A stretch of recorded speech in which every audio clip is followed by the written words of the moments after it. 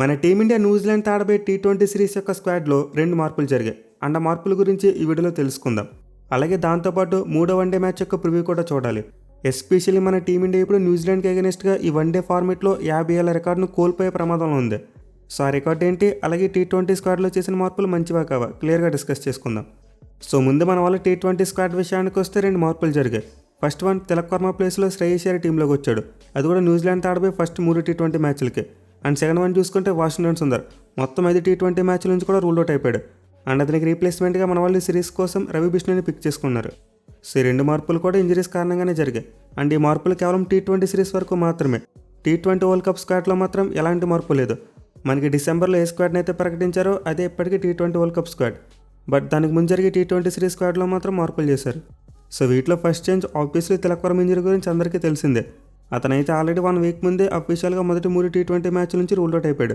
But ఆ టైంలో అతనికి రీప్లేస్మెంట్ ప్లేని అనౌన్స్ చేయలేదు. కానీ ఇప్పుడు మాత్రం ఫస్ట్ 3 మ్యాచెస్కు తిలక్ వర్మ ప్లేస్లో శ్రేయస్ అయ్యర్ని టీంలోకి తీసుకొచ్చారు. సో దీని గురించి కూడా మనం ఆల్రెడీ ప్రిడిక్ట్ చేసాం. తిలక్ వర్మకి రీప్లేస్మెంట్గా వస్తే ఖచ్చితంగా శ్రేయస్ అయ్యర్ వస్తాడని చెప్పి. అండ్ ఎగ్జాక్ట్లీ అదే జరిగింది. ఎందుకంటే ప్రజెంట్ శ్రేయస్ అయ్యర్ ఫామ్ మామూలుగా లేదు. ఇటు వన్డే ఫార్మేట్లోనే అతను కొడుతున్నాడు, అలాగే డొమెస్టిక్లో కూడా చాలా రన్స్ కొడుతున్నాడు. ఇన్ఫాక్ట్ IPL 2025లో చూసాం, విధ్వంసం చేశాడు. సో దీంతో అసలు ఏషియా కప్ స్క్వాడ్లోనే అతను పిక్ చేస్తారేమో అనుకున్నాం. బట్ అప్పుడు పక్కన పెట్టారు. దీంతో సెలెక్టర్స్ మీద చాలా విమర్శలు కూడా వచ్చాయి. బట్ ఎనివే ఎట్టకెళ్ళకి శ్రేయస్ అయ్యర్కి అయితే ఆపర్చునిటీ దొరికింది. దాదాపు 25 నెలల తర్వాత మళ్ళీ మన టీమిండియా టీ20 స్క్వాడ్లోకి రీఎంట్రీ ఇచ్చాడు. సో శ్రేయస్ అయ్యర్ అయితే మన టీమిండియా తరపున తన చివరి టీ20 మ్యాచ్ 2023 డిసెంబర్లో ఆడాడు. అండ్ ఆ మ్యాచ్లో చూసుకుంటే చాలా మంచి నాక్ ఆడాడు. బట్ ఆ తర్వాత మళ్ళీ అతను టీ20 ఐస్లో చూడలేకపోయాం. కానీ ఇప్పుడు చూసుకుంటే మాత్రం మళ్ళీ అతనికి 2 ఏళ్ల తర్వాత ఛాన్స్ దొరికింది.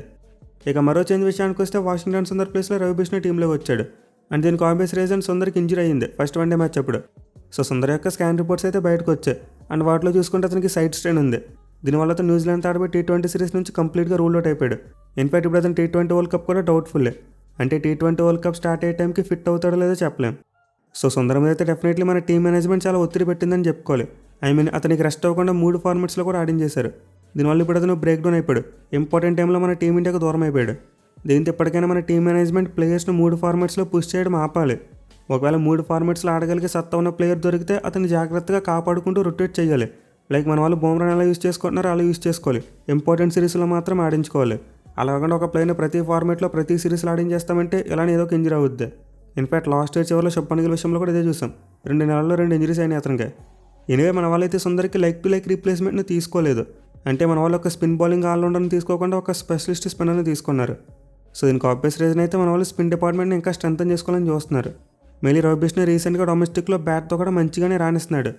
ఇన్ఫాక్ట్ ప్రజెంట్ ఆన్గోయింగ్ విజయాచార్య ట్రోఫీలో చూసుకుంటే తన చివరి 5 ఇన్నింగ్స్లో 127 పరుగులు చేశాడు. అది కూడా 40+ యావరేజ్తో.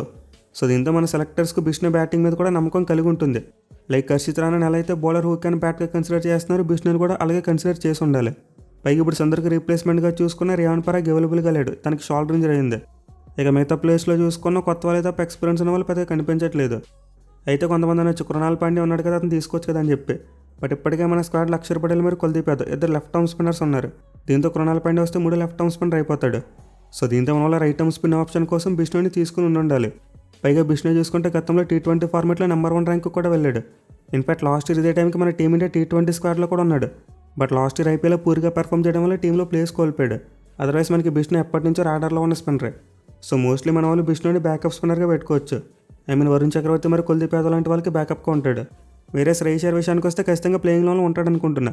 ఎందుకంటే మనకి తిలక్ వర్మ డైరెక్ట్గా ప్లేయింగ్ లోన్లో ఆడే ప్లేయర్. పైగా మన వాళ్ళు సుందర్కి బదులుగా బిష్ణుని తీసుకున్నారు కాబట్టి బ్యాటింగ్ డెప్త్ కోసం ఖచ్చితంగా Rinku Singh ఆడిస్తారు.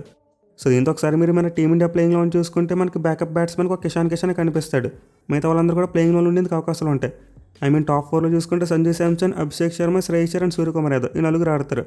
And then next 4 players Hardik Pandya, Shivam Dube, Akshar Patel అలాగే రింకు సింగ్ ఈ 4 ఉండొచ్చు. ఇక తర్వాత 3 స్పాట్స్లో చూసుకుంటే బూమ్రా మరి వరుణ్ చక్రవర్తి ఖచ్చితంగా ఉంటారు. ఇక మిగతా ఒక స్పాట్ కోసం కుల్దీప్ యాదవ్ మరి హర్షదీప్ సింగ్ ఇద్దరి మధ్య పోటీ ఉంటుంది. అంటే పిచ్ ఏమైనా పేస్ బౌలింగ్ అనుకూలిస్తుంది అనుకుంటే హర్షదీప్ సింగ్ని తీసుకుంటారు. లేదు స్పిన్నర్స్కి ఎక్కువ అనుకూలిస్తుంది అనుకుంటే కుల్దీప్ లేదా రవి బిష్ణుని కూడా పిక్ చేసుకోవచ్చు.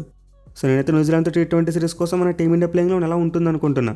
లేదు బౌలింగ్ స్ట్రెంత్ని పెంచుకోవడం కోసం శివం దూబే ప్లేస్లో హర్షిత్ రాణాని తీసుకొస్తారు. హర్షదీప్ సింగ్ ప్లేస్లో కుల్దీప్ ఆడించి శివం దూబే ప్లేస్లో హర్షిత్ రాణాని తీసుకొస్తారు. దీనివల్ల మనకి బౌలింగ్ ఆప్షన్స్ పెరిగితే అండ్ నెంబర్ 8లో హర్షిత్ రాణా ఆడొచ్చు మేబీ. బట్ నేను అడిగితే మాత్రం మన టీమిండియా హెవీ బ్యాటింగ్ డెప్త్ వెళ్తేనే బాగుంటుంది. సో దీని గురించి అయితే మనం టీ20 సిరీస్ అప్పుడు ఇంకా డెప్త్గా మాట్లాడుకుందాం. ప్రజెంట్ రేపు జరగబోయే 3rd వన్డే మ్యాచ్ మీదకి ఫోకస్ షిఫ్ట్ చేద్దాం.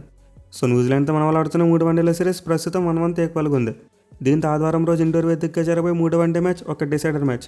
అంటే ఈ మ్యాచ్లో ఏ టీం అయితే గెలుస్తారో వాళ్ళదే సిరీస్. ఎస్పెషల్లీ న్యూజిలాండ్ టీంకు 50 ఏళ్ల చరిత్ర తిరగరాసే ఒక గొప్ప అవకాశం ఇదే.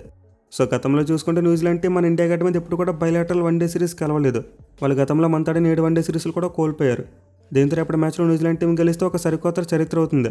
ఫర్ ది ఫస్ట్ టైం వాళ్ళు ఇండియన్ సాయిల్ మీద ఇండియా మీద వన్డే సిరీస్ గెలిచినట్టు అవుతుంది. సో దీంతో 3 వన్డే మ్యాచ్ మన టీమిండియాకు చాలా ప్రెస్టీజియస్ అని చెప్పుకోవాలి. మరి ముఖ్యంగా మన హెడ్ కోచ్ గౌతమ్ గంభీర్కి చాలా ముఖ్యం. ఎందుకంటే ఇప్పటికీ అతని మీద చాలా ట్రోలింగ్ వస్తుంది. మన వాళ్ళు గౌతమ్ గంభీర్ నేతృత్వంలో కొన్ని చెత్త రికార్డులు క్రియేట్ చేశారు. ఎన్నో ఏళ్ల తర్వాత సొంత గడ్డ మీద సిరీస్లో ఓడిపోయారు. దీంతో ఇప్పుడు ఈ వన్డే సిరీస్ కూడా కోల్పోతే ఖచ్చితంగా అందరి ఫోకస్ గంభీర్ మీదకి షిఫ్ట్ అవుద్ది. మళ్ళీ అతను ట్రోల్ చేయడం మొదలు పెడతారు. సో దీన్ని దృష్టిలో పెట్టుకుని ఖచ్చితంగా గంభీర్ 3 వన్డే మ్యాచ్ కోసం ప్లేయర్స్ని గట్టిగా పుష్ చేస్తాడు. అది కూడా సీనియర్ ప్లేయర్స్ మీద ఎక్కువ వెయిట్ పడేందుకు ఛాన్స్ ఉంటుంది. అయితే దీని గురించి మాట్లాడుకునే ముందు మనమైతే ఈ మ్యాచ్ యొక్క పిచ్ రిపోర్ట్ చూద్దాం. సో ఈ మ్యాచ్ని అయితే ఇండోర్లోని హోల్కర్ స్టేడియం అయితే ఆడబోతున్నారు. అండ్ ఇక్కడ పిచ్ చూసుకుంటే జనరల్గా ఒక బ్యాటింగ్ ఫ్రెండ్లీ వికెట్, ఎక్కువగా భారీ స్కోర్లు వస్తూ ఉంటాయి. మళ్ళీ గతంలో చూసుకుంటే మన టీమిండియా గ్రౌండ్లో 400 కంటే ఎక్కువ స్కోర్ కొట్టారు. సో దీంతో మరోసారి మనమైతే ఒక మంచి బ్యాటింగ్ ఫ్రెండ్లీ వికెట్ని ఎక్స్పెక్ట్ చేయవచ్చు. బట్ ఈ మ్యాచ్కి ఒక బ్లాక్ సాల్ వికెట్ ఆడబోతున్నారని చెప్పి ఆల్రెడీ కన్ఫర్మేషన్ వచ్చింది. దీంతో ఫస్ట్ 2 మ్యాచెస్లోని పిచ్ కొంతవరకు పేస్ బౌలర్స్ కూడా అనుకూలిస్తుంది. అంటే పేస్ బౌలర్స్ ఎవరైతే పేస్ వేరియేషన్ చేస్తూ స్లోవర్ వన్స్ బాగా వేస్తారో వాళ్ళకి పిచ్ బాగా అనుకూలించవచ్చు. వేరే స్పిన్నర్స్కి చూసుకుంటే అగైన్ అంతకు హెల్ప్ ఉండదు. పైగా గ్రౌండ్ యొక్క బౌండరీ సైజెస్ చాలా చిన్నగా ఉంటాయి. సో మోస్ట్లీ మనం ఫస్ట్ 2 మ్యాచెస్కి ఎలాంటి కైండ్ ఆఫ్ వికెట్ చేసాం, మోస్ట్లీ అలాంటి కైండ్ ఆఫ్ వికెటే చూడొచ్చు. బట్ నాకు ఎందుకో ఫస్ట్ 2 మ్యాచ్తో కంపేర్ చేసుకుంటే ఈ మ్యాచ్లో ఇంకా పెద్ద స్కోర్స్ వస్తాయని అనిపిస్తుంది. ఎందుకంటే ఈ మ్యాచ్ ఒక డిసైడర్ మ్యాచ్. దీంతో 2 టీంలు కూడా చాలా గట్టిగా ఆడతాయి. ఎస్పెషల్లీ మన టీమిండియాకి ఈ మ్యాచ్లో విజయం చాలా ముఖ్యం. దీంతో మన వాళ్ళు తమ ఫుల్ పొటెన్షియల్కి తగ్గట్టు ఆడితే ఖచ్చితంగా భారీ స్కోర్లు వస్తాయి. ఇక ఈ గ్రౌండ్ యొక్క స్టాట్స్ విషయానికి వస్తే ఇప్పటివరకు మొత్తం 7 వన్డే మ్యాచ్లు జరిగాయి. అండ్ 7 వన్డే మ్యాచ్లో ఫస్ట్ బ్యాటింగ్ చేసిన టీం 5 మ్యాచ్లో గెలిస్తే చేస్ చేసిన టీం 2 మ్యాచ్లో మాత్రమే గెలిచింది. అలాగే గ్రౌండ్లో ఫస్ట్ ఇన్నింగ్స్ యావరేజ్ స్కోర్ చూసుకుంటే 332 రన్స్కి ఉంది. సో క్లియర్లీ స్టాట్స్ బట్టి ఒక హై స్కోరింగ్ విన్ అని తెలుస్తుంది. అలాగే ఫస్ట్ బ్యాటింగ్ చేసిన టీంకి ఎక్కువ అడ్వాంటేజ్ కనిపిస్తుంది. మెయిన్లీ గ్రౌండ్లో చివరి ఆడిన 2 మ్యాచ్లు కూడా ఫస్ట్ బ్యాటింగ్ చేసిన టీం చాలా పెద్ద మార్జిన్తో గెలిచారు. సో దీంతో టాస్ గెలిచిన కెప్టెన్ ముందుగా బ్యాటింగ్ తీసుకుంటే బాగుంటుంది. కానీ 2 ఫ్యాక్టర్ ఎక్కువ ఉంటే మాత్రం ముందు ఫీల్డింగ్ చేయడానికి మొగ్గు చూపుతారు. పర్టికులర్గా ఫస్ట్ 2 మ్యాచ్లో చేజింగ్ చేసిన టీమే గెలిచింది. దీంతో దృష్టిలో పెట్టుకుని మేబీ టాస్ గెలిచిన కెప్టెన్ ముందుగా ఫీల్డింగ్ కూడా తీసుకోవచ్చు. బట్ ఎనివే టాస్తో సంబంధం లేకుండా ఈ గ్రౌండ్లో అయితే మన టీమిండియాకు చాలా మంచి రికార్డు ఉంది. ఇన్ఫాక్ట్ అన్బీటబుల్ రికార్డు ఉంది. మనకి ఇండోర్ గ్రౌండ్ అనేది ఒక కంచుకోట. ఈ గ్రౌండ్లో మన టీమిండియా 7 వన్డే మ్యాచ్లు కూడా గెలిచేశారు. అది కూడా ఆల్మోస్ట్ 10 మ్యాచ్లు కూడా బిగ్ విక్టరీసే. ఈవెన్ 3 ఏళ్ల క్రితం ఇదే గ్రౌండ్లో మన వాళ్ళు న్యూజిలాండ్ టీంతో వన్డే మ్యాచ్ ఆడారు. అండ్ ఆ మ్యాచ్లో మన వాళ్ళు 90 పరుగులు దాటితో గెలిచారు. అది కూడా ఫస్ట్ బ్యాటింగ్ చేసి 385 రన్స్ కొట్టి. సో ఈ గ్రౌండ్లో అయితే మన టీమిండియాకి అన్బీటబుల్ రికార్డు ఉంది. అండ్ న్యూజిలాండ్ టీంను కూడా గతంలో చిత్తుగా ఓడించారు. పైగా రీసెంట్గా వన్డే సిరీస్ డిసైడర్స్లో చూసుకున్న మన టీమిండియాకి చాలా మంచి రికార్డు ఉంది. ఆల్మోస్ట్ 90% సిరీస్ డిసైడర్ మ్యాచెస్ మన వాళ్ళు గెలుస్తూ వస్తున్నారు. బట్ ఎనివే మనమైతే న్యూజిలాండ్ టీంను తక్కువ అంచనా వేయలేం. వాళ్ళైతే బీ టీంతో వచ్చి మన టీమిండియాకి చాలా కాంపిటీషన్ ఇస్తున్నారు. ఫస్ట్ వన్డే మ్యాచ్లో చివరిలో కంబ్యాక్ చేసి చాలా భయపెట్టారు. అండ్ 2 వన్డే మ్యాచ్లో చూసుకుంటే చాలా కంఫర్టబుల్గా డిఫీట్ చేశారు మనల్ని. సో దీంతో మన టీమిండియా న్యూజిలాండ్ టీంని ఎక్కడ కూడా తక్కువ అంచనా వేయడానికి వీలు లేదు. మెయిన్గా డారెల్ మిచెల్ని ఎలా వచ్చేలా మన వాళ్ళు ఒక ప్లాన్ వేసుకోవాలి భయ్య. లేకపోతే ఈ మ్యాచ్లో కూడా విధ్వంసం చేస్తాడు. అసలు ప్రజెంట్ అతను ఎంత పీక్ ఫామ్లో ఉన్నాడంటే ఎలాంటి బౌలింగ్ చేసినా సరే చితక్కొట్టేలా కనిపిస్తున్నాడు. ఇన్ఫాక్ట్ ఈ 3 వన్డే మ్యాచ్లో కూడా అతను ఒక మంచి నాక్ ఆడితే ఐసీసీ వన్డే బ్యాట్స్మెన్ ర్యాంకింగ్స్లో నెంబర్ 1 స్పాట్కి వెళ్ళిపోతాడు. సో ఇంత మన టీమిండియా బౌలర్స్ ఖచ్చితంగా డారెల్ మిచెల్ని తొందరగా అవుట్ చేయాలి. అతను ఎంత ఎర్లీగా అవుట్ చేస్తే మన టీమిండియాకి మ్యాచ్ గెలిచేందుకు అంత అవకాశాలు పెరుగుతాయి. అలాగే మిగతా బ్యాట్స్మెన్ చూసుకుని మంచి ఫామ్లోనే కనిపిస్తున్నారు. మీరు వాళ్ళ టాప్ 4 స్ట్రెంత్ గురించి మనం సిరీస్ స్టార్ట్ కాకముందు చెప్పుకున్నాం. సో మరోసారి న్యూజిలాండ్ టీం యొక్క విజయ అవకాశాలు టాప్ 4 బ్యాట్స్మెన్ మీద డిపెండ్ అయి ఉంటాయి. ఇక బౌలింగ్ విషయానికి వస్తే వాళ్ళు సెకండ్ మ్యాచ్లో అద్భుతంగా బౌలింగ్ చేశారని చెప్పుకోవచ్చు. అది కూడా ఒక పాయింట్ ఆఫ్ టైంలో సాలిడ్గా కనిపించిన మన టీంను 300 పరుగుల్లోపే కట్టడి చేసేశారు. సో న్యూజిలాండ్ బౌలర్స్ ఎక్స్పీరియన్స్ లేకపోయినప్పటికీ వాళ్ళైతే మంచిగా వేస్తున్నారు. పర్టికులర్గా వాళ్ళ స్పిన్నర్స్ మన టీమిండియా బ్యాట్స్మెన్ యొక్క వీక్నెస్ని ఎక్స్ప్లాయిట్ చేస్తూ చాలా డిసిప్లిన్తో బౌలింగ్ చేస్తున్నారు. సో దీంతో ఈ మ్యాచ్ కోసం న్యూజిలాండ్ టీం యొక్క బ్యాటింగ్లో కానీ బౌలింగ్లో కానీ ఎక్కడ కూడా మార్పు ఉండకపోవచ్చు. అంటే సెకండ్ వన్డే మ్యాచ్ కోసం ఏ ప్లేయింగ్ లెవెన్తో వచ్చారో అదే ప్లేయింగ్ లెవెన్ ఈ మ్యాచ్లో కూడా కంటిన్యూ అయ్యేందుకు ఎక్కువ అవకాశాలు ఉంటాయి. ఇక మన టీమిండియా విషయానికి వస్తే ఆబ్వియస్లీ ముందే చెప్పుకున్నాం సీనియర్ ప్లేయర్స్ మీద వెయిట్ పడుతుందని చెప్పి. సో వాళ్ళ ఇంపార్టెంట్ వన్స్ చూసుకుంటే రోహిత్ శర్మ అండ్ రవీంద్ర జడేజా ఇద్దరికి కూడా ఈ సిరీస్ అంత మంచిగా జరగలేదు. ఇద్దరు కూడా ఫస్ట్ 2 మ్యాచెస్లో అనుకున్న పెర్ఫార్మెన్స్ ఇవ్వలేదు. దీంతో ఇద్దరికి ఈ మ్యాచ్ చాలా కీలకమని చెప్పుకోవాలి. మళ్ళీ జడేజా ఈ మ్యాచ్లో మంచిగా రాణించాలి. ఎందుకంటే T20 వరల్డ్ కప్ అయిపోయిన తర్వాత ఖచ్చితంగా అక్షర్ పటేల్ మళ్ళీ వన్డే టీంలోకి రీఎంట్రీ ఇస్తాడు. దీంతో జడేజా మీద చాలా వెయిట్ పడుతుంది. ఒకవేళ అతను ఈ మ్యాచ్లో కూడా ఫెయిల్ అయితే టీంలో ప్లేస్ కోల్పోయే ప్రమాదం ఏర్పడుతుంది. వేరే రోహిత్ శర్మ విషయానికి వస్తే ఫస్ట్ 2 మ్యాచ్లో మంచిగానే స్టార్ట్ చేశాడు. బట్ వాటిని క్యాపిటలైజ్ చేయలేకపోయాడు. మళ్ళీ ఒకేలా షార్ట్ సైడ్ అవుట్ అయిపోయాడు 2 సందర్భాల్లో కూడా. సో దీంతో ఈ మ్యాచ్లో కూడా రోహిత్ శర్మ ఫెయిల్ అయితే అతని మీద వెయిట్ పడుతుంది. అంటే టీం నుంచి తీసేస్తారా లేదనేది పక్కన పెడితే ఒక ఫెయిల్యూర్ చూపించడానికి రీజన్ ఇచ్చిన వాడు అవుతాడు. అంటే రోహిత్ శర్మ న్యూజిలాండ్ సిరీస్లో సరిగ్గా పెర్ఫామ్ చేయలేదు అని పేరు వచ్చేస్తుంది. అది అలా కాకుండా ఈ మ్యాచ్లో ఒక మంచి నాక్ కొట్టాడంటే మళ్ళీ రోహిత్ శర్మ ప్లేస్ గురించి ఎవరు పెద్దగా డిస్కస్ చేయరు. సో ఈ మ్యాచ్ అయితే ఖచ్చితంగా బోత్ రోహిత్ శర్మ అండ్ జడేజా ఇద్దరికి చాలా ఇంపార్టెంట్. ఇక మరో సీనియర్ ప్లేయర్ విరాట్ కోహ్లీ విషయానికి వస్తే ఈ మ్యాచ్ అతనికి నెంబర్ 1 ర్యాంక్ కాపాడుకోవడానికి చాలా ఇంపార్టెంట్. అంటే ఈ మ్యాచ్లో విరాట్ కోహ్లీ సెంచరీ కొట్టాలి తన నెంబర్ 1 ర్యాంక్ని కాపాడుకోవాలంటే. అది కూడా ఎప్పుడు జరుగుద్ది, డారెల్ మిచెల్ ఫెయిల్ అయిపోలే. అంటే ఈ మ్యాచ్లో డారెల్ మిచెల్ 10 లోపు అవుట్ అయిపోయి విరాట్ కోహ్లీ సెంచరీ కొట్టి మన టీమిండియా మ్యాచ్ గెలిస్తే అప్పుడు మేబీ విరాట్ కోహ్లీ యొక్క నెంబర్ 1 స్పాట్ అలానే ఉంటుంది. కాకుండా కోహ్లీ కనుక మ్యాచ్లో ఫెయిల్ అయితే ఆ నెంబర్ 1 స్పాట్ మర్చిపోవచ్చు. డారెల్ మిచెల్ ఖచ్చితంగా నెంబర్ 1 ర్యాంక్ వచ్చేస్తాడు. అసలు మన టీంలోని ముగ్గురు సీనియర్ ప్లేయర్స్కి మ్యాచ్ అయితే చాలా ఇంపార్టెంట్ అని చెప్పుకోవాలి. వేరే మిగతా ప్లేయర్స్ విషయానికి వస్తే బ్యాటింగ్లో అందరూ ఫామ్లోనే ఉన్నారు. మెల్లి కేఎల్ రాహుల్ మైండ్ బ్లోయింగ్ ఫామ్లో ఉన్నాడు. లాస్ట్ మ్యాచ్లో మన టీమిండియాకి ఒక క్రైసిస్ మ్యాన్లో మారి హైయెస్ట్ క్వాలిటీ నాక్ ఆడాడు. అలాగే శుభ్మన్ గిల్ చూసుకున్న టచ్లో కనిపిస్తున్నాడు, 50s కొడుతున్నాడు. బట్ వాటిని కన్వర్ట్ చేయాలి పెద్ద ఇన్నింగ్స్లుగా. ఇక శ్రేయస్ అయ్యర్ చూసుకున్న లాస్ట్ మ్యాచ్ ఫెయిల్యూర్ నుంచి కంబ్యాక్ ఇచ్చి ఈ మ్యాచ్లో ఒక మంచి నాక్ ఆడాలి. సో మన టాప్ 4 బ్యాట్స్మెన్ గత మ్యాచ్లో చేసిన మిస్టేక్స్ నుంచి నేర్చుకుని వికెట్ని ఫ్రీ ఇవ్వకపోతే చాలు మన టీమిండియా ఖచ్చితంగా భారీ స్కోర్ కొడుతుంది. ఇక బౌలింగ్ విషయానికి వస్తే స్పిన్నర్స్ అంత మంచిగా బౌలింగ్ చేయట్లేదు. ఈ సిరీస్లో మనకి స్పిన్నర్స్ ఎక్కువ వికెట్లు తీయలేకపోయారు. సో జడేజా మరి కుల్దీప్ యాదవ్ ఈ మ్యాచ్లో కంబ్యాక్ చేయాలి. మళ్ళీ వీళ్ళిద్దరికీ గ్రౌండ్లో మంచి రికార్డులు కనిపిస్తున్నాయి. జడేజా గ్రౌండ్లో 2 మ్యాచ్లు 6 వికెట్లు తీశాడు. అండ్ కుల్దీప్ చూసుకున్న 2 మ్యాచ్లు 5 వికెట్లు తీశాడు. దీంతో ఇద్దరికి కంబ్యాక్ చేయడానికి ఇది ఒక బెస్ట్ ఆపర్చునిటీ అని చెప్పుకోవాలి. వేరే స్పేసర్స్ విషయానికి వస్తే పర్వాలేదు, ముగ్గురు కూడా మంచిగానే పెర్ఫామ్ చేస్తున్నారు.